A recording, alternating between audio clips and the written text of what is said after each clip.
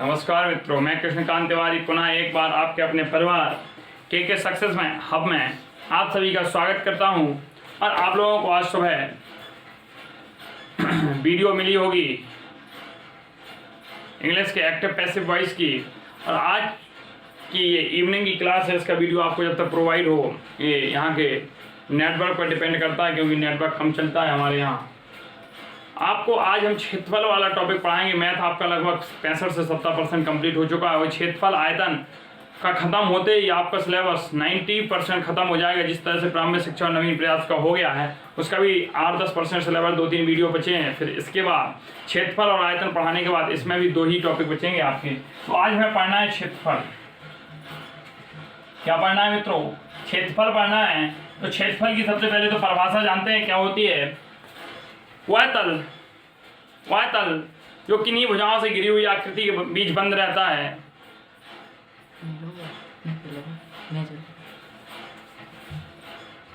वह तल जो किन्हीं भुजाओं से घिरी हुई आकृति में बंद रहता है। एक तल होता है जो आकृति, एक ऐसी आकृति जो भुजाओं से परिबद्ध होती है, बंधी हुई होती है। ऐसा तल जो भुजाओं के द्वारा बंद होता है। और कैसी भुजाएं होनी चाहिए? द्विविमीय भुजाएं होनी चाहिए, एक्स अक्ष में और वाई अक्ष में। यह तल ही इसका क्षेत्रफल कहलाता है। अब हम जानते हैं क्षेत्रफल एक द्विविमीय संकल्पना होती है। क्षेत्रफल एक द्विविमीय संकल्पना होती है। क्षेत्रफल कैसी संकल्पना है? क्षेत्रफल एक द्विविमीय संकल्पना है। और जो क्षेत्रफल का मात्रक होता है, वह क्षेत्रफल का मात्रक सदैव वर्ग इकाई होता है। क्या होता है? वर्ग इकाई। अर्थात हम कह सकते हैं जो भी यूनिट होगी, जो भी इकाई होगा, उसका स्क्वायर ही क्षेत्रफल का मात्रक होता है। हो सकता है आपका मीटर हो सकता है आपका सेंटीमीटर हो सकता है आपका किलोमीटर हो सकता है डेकामीटर हो। इतनी चर्चा करने के बाद अब हमें आज त्रिभुजाकार आकृतियों का क्षेत्रफल पढ़ना है। क्या पढ़ना है? त्रिभुजाकार आकृतियों का क्षेत्रफल। त्रिभुजाकार आकृतियों का क्षेत्रफल।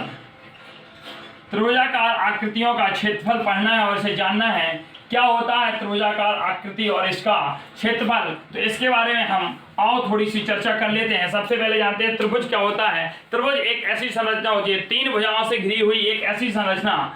3 भुजाओं से घिरी हुई एक ऐसी संरचना।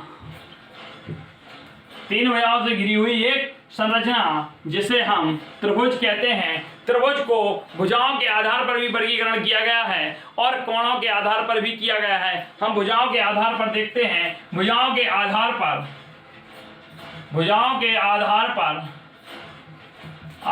पर त्रिभुज का वर्गीकरण। त्रिभुज कितने प्रकार के होते हैं? पहला होता है हमारा समबाहु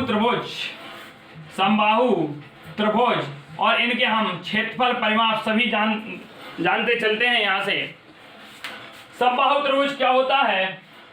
एक ऐसा त्रिभुज जिसकी तीनों भुजाएं बराबर होती हैं। एक ऐसा त्रिभुज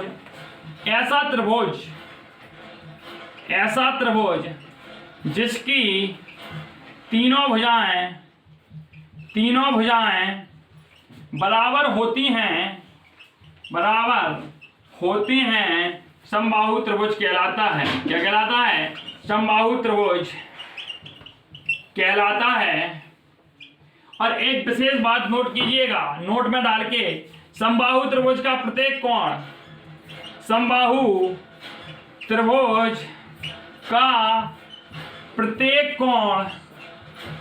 कोण 60 अंश का होता है। और एक विशेष नोट और डालिए, त्रिभुज के किसी भी त्रिभुज हो, चाहे आपका समबाहु हो, चाहे विषमबाहु हो, चाहे समद्विबाहु हो, 3 प्रकार के डिवीजन होता है आपका। एक समबाहु त्रिभुज होता है, एक विषमबाहु त्रिभुज होता है। लो पहले डिवीजन लिखते हैं। विषमबाहु त्रिभुज होता है और एक हमारा समद्विबाहु त्रिभुज होता है। एक हमारा समद्विबाहु त्रिभुज होता है। तो त्रिभुज के तीनों अंतः कोणों का योग,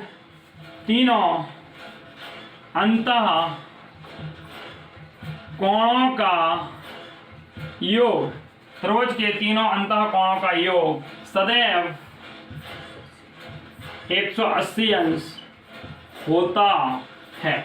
ये हमने त्रिभुज के बारे में जाना। समबाहु त्रिभुज एक ऐसा त्रिभुज जिसकी तीनों भुजाएं बराबर होती हैं और समबाहु त्रिभुज कहलाता है जिसका प्रत्येक कोण 60 अंश का होता है। अगला जाना कि कोई भी त्रिभुज हो, चाहे हमारा समबाहु त्रिभुज हो, विषमबाहु त्रिभुज हो या समबाहु त्रिभुज हो, क्योंकि भुजाओं के आधार पर त्रिभुज 3 प्रकार के होते हैं, समबाहु त्रिभुज, समद्विबाहु त्रिभुज और विषमबाहु त्रिभुज होते हैं। अब हम जानते हैं समबाहु त्रिभुज का क्षेत्रफल क्या होता है।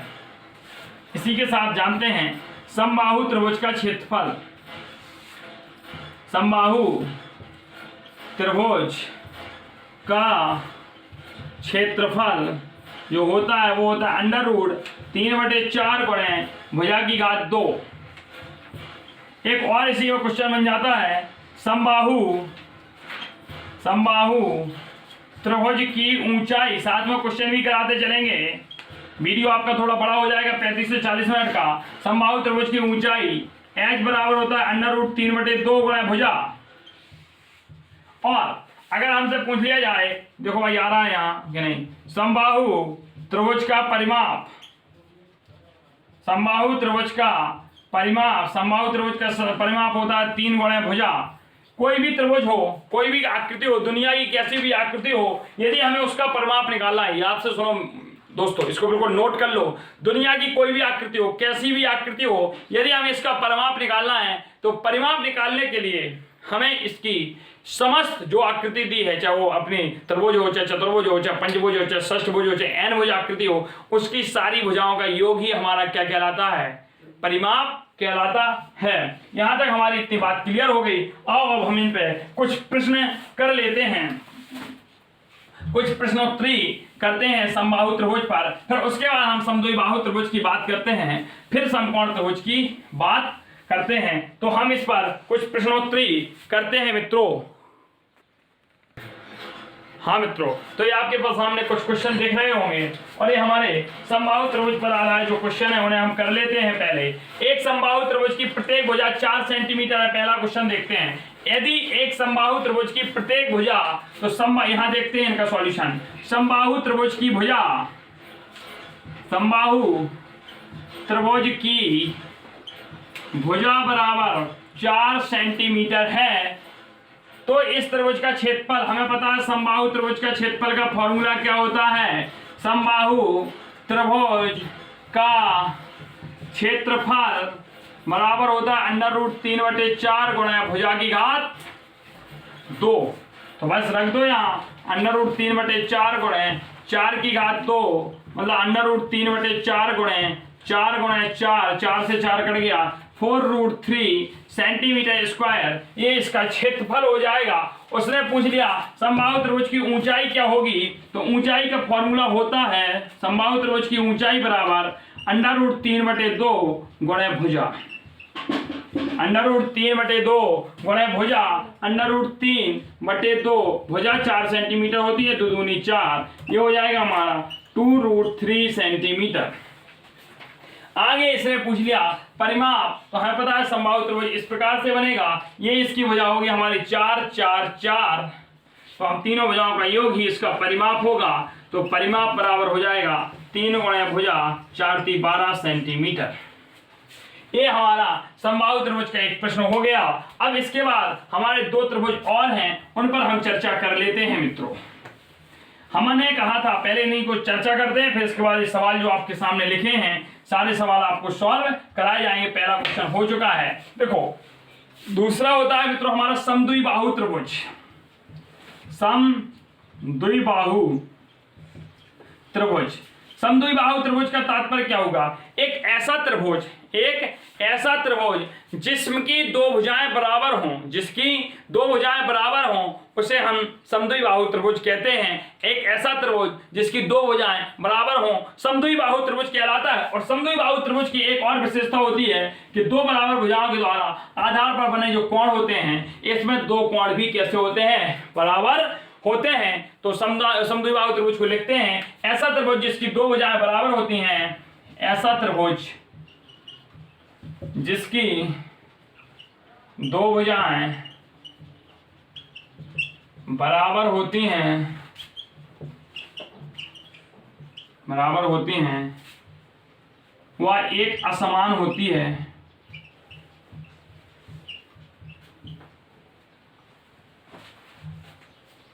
होती है समद्विबाहु त्रिभुज कहलाता है। क्या कहलाता है? समद्विबाहु त्रिभुज कहलाता है।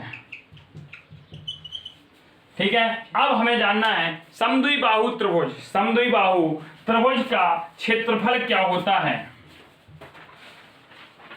जानते हैं हम समद्विबाहु त्रिभुज का क्षेत्रफल होता है 1/2। अच्छा, इसका जब हमें आधार दिया जाएगा तो 1/2 त्रिभुज का क्षेत्रफल सीधा लगाएंगे हम। त्रिभुज का क्षेत्रफल बराबर 1/2 आधार गुणे ऊंचाई हो जाएगा। और यदि हमारा समद्विबाहु का दे दिया, स्पेशली अगर आधार और ऊंचाई नहीं दी गई है तो हमें इसका भी स्पेशल यदि फॉर्मूला लगाना है तो वह फॉर्मूला भी हमारे पास होना चाहिए। और उस फॉर्मूले को हम कुछ इस प्रकार से लिख सकते हैं, under root 1/2 under root 4b² -a²। ये स्पेशली समद्विबाहु त्रिभुज का है, ये स्पेशली समद्विबाहु त्रिभुज का एरिया है, क्षेत्रफल है। लेकिन यदि हमारी दो भुजाएं दे दी उसने तो इससे आप लगा दिया अगर 1/2 आधार गुणे ऊंचाई, यदि उसमें कहा हो कि आधार, जैसे कि यहाँ एक क्वेश्चन दिया भी गया है, त्रिभुज का आधार 12 सेंटीमीटर, आधार से उसकी ऊंचाई 9 सेंटीमीटर है, तो त्रिभुज का क्षेत्रफल, ये समद्विबाहु त्रिभुज ही आपकी गाइड का ही क्वेश्चन है। चलो इसमें देख लेते हैं। बी जो होती है वो समान भुजा होती है। बी समान भुजा की लंबाई, और जो ए होती है, ए बराबर होते हैं असमान भुजा की लंबाई। ये हमारा समद्विबाहु त्रिभुज हो गया। अब हम देखते हैं विषमबाहु त्रिभुज। ऐसा त्रिभुज जिसकी तीनों भुजाएं अलग अलग होती हैं, इसको इंपॉर्टेंट कीजिए विषमबाहु त्रिभुज को मित्रों। विषमबाहु त्रिभुज, ऐसा त्रिभुज जिसकी तीनों भुजाएं अलग अलग होती हैं, विषमबाहु त्रिभुज कहलाता है। जैसे कि ये हमारा त्रिभुज है, ये ए हो गई, बी हो गई, सी हो गई, तीनों भुजाएं अलग हैं, तो विषमबाहु त्रिभुज का हम पहले निकालते हैं परिमाप। परिमाप क्या होगा इसका? a + b + c, ये परिमाप हो गया। फिर इसका निकालते हैं अर्ध परिमाप, अर्ध परिमाप को s से प्रदर्शित करते हैं। इसके अर्ध परिमाप को कैसे लिखते हैं? s से लिखते हैं, और s बराबर होता है a + b + c/2। फिर निकालते हैं विषमबाहु त्रिभुज का क्षेत्रफल।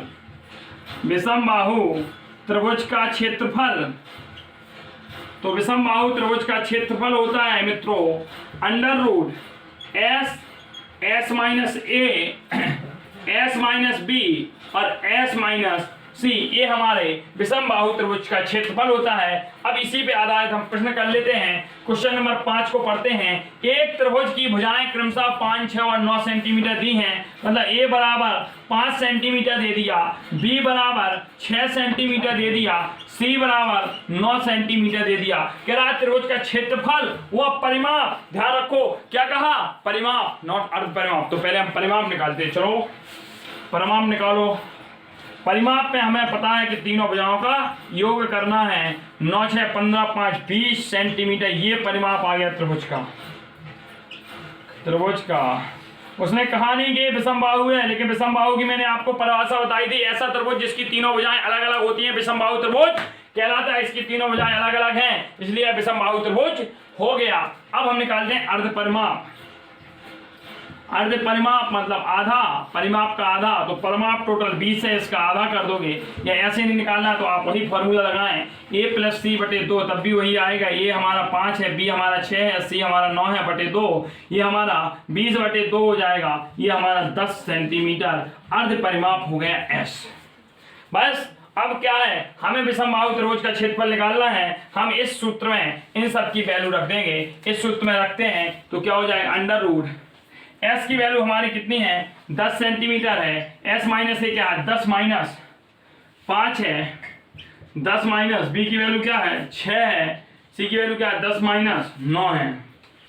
तो ये क्या आ जाएगा? अंडर रूट 10 गुणे 5 गुणे 4 गुणे 9 1 10, चलो 10 पना 50 चौको 100, 50 चौको 200, 200 हो जाएगा मित्रों। तो इसको हम लिख सकते हैं 100 गुणे 2, तो हमारा हो जाएगा 10√2 सेंटीमीटर स्क्वायर। ये हमारा इसका क्षेत्रफल हो गया। क्या हो गया इसका मित्रों? क्षेत्रफल हो गया। अब अगले अवशेष हम 2 प्रश्न और देख लेते हैं जो हमारे बचे हैं। 5वां क्वेश्चन भी हमने कर लिया, पहला क्वेश्चन भी कर लिया, हमारे और 2 क्वेश्चन बचे हैं, उनको भी कर लेते हैं। और इसके साथ आपके ये क्षेत्रफल वाला पोर्शन खत्म हो जाएगा। इसमें आपका वर्ग आयत वाला एक वीडियो आएगा, एक घनघनाप पे वीडियो आएगा, और घनघनाप में अपना आयतन निकालने को आएगा, उस आयतन का हो जाएगा। और बस इसके बाद आपकी हम पढ़ा देंगे टेली, वो है आपकी सांख्यिकी कुछ है थोड़ी सी, और समरूपता भी है आपकी, सर्वांग समता और समरूपता, उसे इसके बाद आपका मैथ का सिलेबस खत्म हो जाएगा। इसका माने आप ये चल सकते हैं कि आपका मैथ का सिलेबस 6 अक्टूबर तक मैक्सिमम फिनिश हो जाएगा। मैथ का भी फिनिश हो जाएगा 6 तक, प्रारंभिक शिक्षा के नवीन प्रयास वो भी खत्म कर देंगे, अंग्रेजी का भी सिलेबस 6 तक खत्म कर देंगे, और साथ में आपके जो अवशेष विषय हैं, सामाजिक है, विज्ञान है, हिंदी है, और भारतीय समाज का जो वो है भारतीय समाज वाला पोर्शन है, वो भी हमारा स्टार्ट हो जाएगा। तो टेंशन नहीं लेना, 15 अक्टूबर तक सिलेबस फिनिश। एक समबाहु त्रिभुज का क्षेत्रफल √3 सेंटीमीटर स्क्वायर है, तो उसकी भुजा क्या होगी? देखो मित्रों, इस क्वेश्चन को इंपॉर्टेंट टिक करो। लो, एक समबाहु त्रिभुज का क्षेत्रफल कितना है? √3 सेंटीमीटर स्क्वायर है। तो क्षेत्रफल क्या होता है? √3/4 गुणा भुजा की घात 2, तो बराबर √3 से ये √3 कट जाएगा, भुजा की घात 2/4 बराबर 1 बजा, तो भुजा की घात 2 बराबर 4 हो गया हमारा। तो हमारा भुजा बराबर क्या हो जाएगा? √4, मतलब भुजा बराबर 2। ये इसलिए सरल भाषा में समझा रहे हैं ताकि हमें सबको समझ में आ जाए, तो मौखिक क्वेश्चन हो जाता। भुजा 2 आ गई, यही तो पूछा था। अगला देख लेते हैं, एक समबाहु त्रिभुज की ऊंचाई कितनी है? समबाहु त्रिभुज का क्षेत्रफल निकालिए। ऐसे क्वेश्चन हर बार पूछे जाते हैं। समबाहु त्रिभुज की ऊंचाई, देखो इसको, समबाहु त्रिभुज की ऊंचाई h बराबर कितना है? देखते हैं, 3√3 सेंटीमीटर। क्या क्षेत्रफल ज्ञात कीजिए। पहले तो हम इसकी क्या निकाल लें? भुजा निकाल लें। है पता है समबाहु त्रिभुज की ऊंचाई होती है √3/2 गुणा भुजा बराबर 3√3 से √3 कट गया, भुजा बराबर हो गया 3 दूनी 6 देखो फिर स्टेप्स गोल नहीं करना है बटे 1, तो भुजा बराबर हो जाएगा हमारा 3 गुणा 2 मतलब 3 दूनी 6 सेंटीमीटर। कितना हो गया? 3 दूनी 6 सेंटीमीटर। अब क्षेत्रफल निकल आएगा यहाँ से आराम से, तो हम क्षेत्रफल लगाएंगे। क्षेत्रफल बराबर होता है √3/4 गुणा भुजा की घात 2 हो जाएगा, तो हो जाएगा √3/4, भुजा की घात क्या है? 6 की घात 2, 6 6 36, 15√3/4 गुणा 36, 4 36, तो इसका हो जाएगा 9√3 सेंटीमीटर स्क्वायर। ये अपना क्षेत्रफल निकल आया। अब अंतिम क्वेश्चन की ओर हम चलते हैं, और इसके बाद कोणों के आधार पर त्रिभुजों का वर्गीकरण भी आपको समझा देते हैं मित्रों, इसलिए वीडियो आप अंत तक देखें। और ये क्वेश्चन आपके पूछे जाने वाले क्वेश्चन है, इसलिए आपको समझाए जा रहे हैं। ऐसा कोई भी प्रश्न नहीं है जो आपके एग्जाम में ना पूछा गया और प्रीवियस ईयर के क्वेश्चन उठाएं। यदि आप लोगों के पास उपलब्ध हो, नहीं है तो अपने भाई पर भरोसा रख सकते हैं। एक समद्विबाहु त्रिभुज का आधार दे दिया 12 सेंटीमीटर, यस दे दिया, उसकी ऊंचाई 9 सेंटीमीटर, h ऊंचाई, या इसी को हम क्या कहते हैं? हाइट कह दो, या इसी को क्या कह दो? लंब कह दो। कितनी है? 9 सेंटीमीटर है। लगा दो भाई। त्रिभुज का क्षेत्रफल बराबर होता है 1/2 लंब गुणे आधार, जो 1/2 लंब 9 है, आधार 12 है, 2 6 12, 9 6 54 सेंटीमीटर स्क्वायर। ये हमारा इस तरीके से त्रिभुज वाला पोर्शन खत्म हो गया। अब हम देखते हैं, हमने आपसे कहा इस पर कुछ और प्रश्न हैं जो हम लेके आएंगे और आपको कराएंगे, उसकी आप बिल्कुल फिक्र न करें। हमारा जो त्रिभुजों का वर्गीकरण है वो कोणों के आधार पर भी 3 प्रकार के होते हैं। पहला होता है हमारा न्यून कोण त्रिभुज। कैसा होता है? न्यून कोण त्रिभुज। दूसरा होता है हमारा समकोण त्रिभुज। दूसरा क्या होता है? समकोण त्रिभुज। और तीसरा होता है हमारा अधिक कोण त्रिभुज। तीसरा होता है हमारा अधिक कोण त्रिभुज। तो तीन प्रकार के त्रिभुज होते हैं, हमारा न्यून कोण त्रिभुज होता है और हमारा समकोण त्रिभुज होता है और अधिक कोण त्रिभुज होता है। तो न्यून कोण त्रिभुज की क्या परिभाषा होती है? ऐसा त्रिभुज देखते जाएं, ऐसा त्रिभुज जिसके तीनों कोण न्यून हो, न्यून कोण त्रिभुज कहलाएगा। जिसके तीनों कोण न्यून हो, न्यून कोण त्रिभुज कहलाएगा। अब समस्या यहाँ होती है कि न्यून कोण क्या होता है? तो न्यून कोण वह कोण होता है जो दो भुजाओं से मिलकर बने, लेकिन इसका मान 0 से ज्यादा तथा 90 अंश से कम हो। ऐसा कोण जिसका मान 0 अंश से तो ज्यादा होता है लेकिन 90 अंश से कम होता है, हमारा न्यून कोण कहलाता है। दूसरा शब्द आपको इसमें दिख रहा होगा समकोण। तो ये जब कोण है क्लास 6 की चीज है आपकी, इसलिए पूछी जाने की पूरी संभावना है और पूछी भी गई है। तो समकोण का होता है दो भुजाओं से निर्मित एक ऐसा कोण जो 90 अंश का होता है तथा दोनों भुजाएं एक दूसरे पर लंब होती हैं। ये भुजा इस पर लंब है, ये भुजा इस पर लंब है, ये बना बीच में कोण 90 अंश का होता है। अधिक कोण त्रिभुज वह कोण जिसका मान 90 अंश से तो ज्यादा होता है लेकिन 180 अंश से कम होता है, हमारा अधिक कोण त्रिभुज अधिक कोण कहलाता है। अब हम यहाँ त्रिभुजों की बात करते हैं। तो जैसे समकोण त्रिभुज में बात करें तो ऐसा त्रिभुज जिसका एक कोण 90 अंश का हो, ऐसा त्रिभुज, इसमें एक ही कोण देखें, ऐसा त्रिभुज जिसका एक कोण 90 अंश का हो समकोण त्रिभुज कहलाता है। अधिक कोण त्रिभुज क्या होता है? ऐसा त्रिभुज जिसका एक कोण अधिक हो तथा शेष दो कोण न्यून हो। ऐसा त्रिभुज जिसका एक कोण अधिक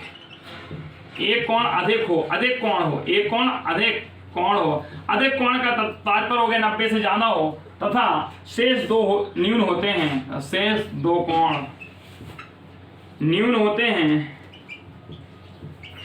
अधिक कोण त्रिभुज कहलाता है। अधिक कोण त्रिभुज कहलाता है। तो इस प्रकार से हमने आपको त्रिभुजों का वर्गीकरण पढ़ाया, त्रिभुजों का परिमाप बताया, त्रिभुजों का क्षेत्रफल बताया, त्रिभुज की ऊंचाई निकालना भी सिखा दिया। इस तरह से मित्रों आपका यह चैप्टर भी इस चैप्टर का 50% पार्ट कंप्लीट हो गया। अब इसमें आपका वर्ग, आयत, चतुर्भुज, वो भी चतुर्भुज में स्पेशल आपके सिलेबस समलम चतुर्भुज है, समलम चतुर्भुज होगा। उसके तो उपरांत घन घनाभ के क्वेश्चन एक दो बार पूछे गए हैं, तो घन घनाभ से आपको परिचित करवा देंगे, उनके छोटे छोटे क्वेश्चन लेके आएंगे और इसके जैसा ही समाप्त होता है। तो एक लंबी प्रश्नों की संख्या लगभग 50-60 प्रश्न आपके सामने प्रस्तुत किए जाएंगे। यदि वीडियो अच्छा लगा हो तो आप शेयर जरूर करें, वीडियो को लाइक करें और अधिक से अधिक अपने दोस्तों को शेयर करें। जो नए मित्र हो चैनल को सब्सक्राइब करें। बहुत बहुत धन्यवाद आप सभी का।